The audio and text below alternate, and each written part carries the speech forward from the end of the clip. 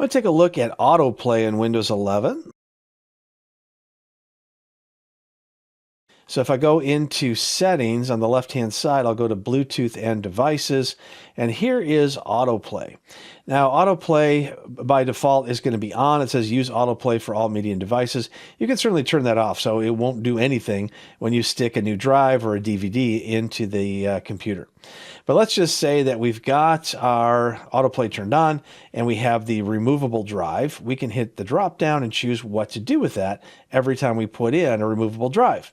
So we've got the configure storage settings, take no action, open the folder to view the files, ask me every time. So you'll notice that there is no option here to run setup, because that would be an issue possibly for adding malware into your computer. So one of the things that I like to do is just to choose to open to view files in File Explorer. So that way, as soon as I plug something in, it's just going to pop up and show me those files. You could do take no action, as I mentioned before.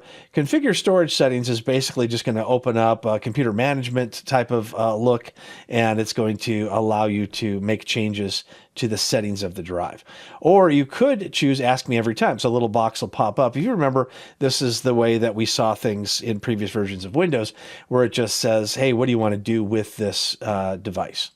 Now for a memory card, if we hit the drop down on that, we can see that it's going to import photos and videos. So they're just assuming that you're probably plugging in a card from, say, a camera or some other, or maybe a video camera, that kind of thing.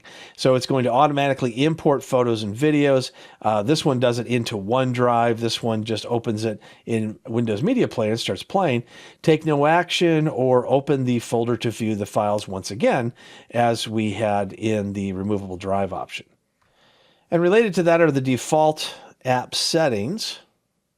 And this just allows you to say what type of file extension is going to open up which application.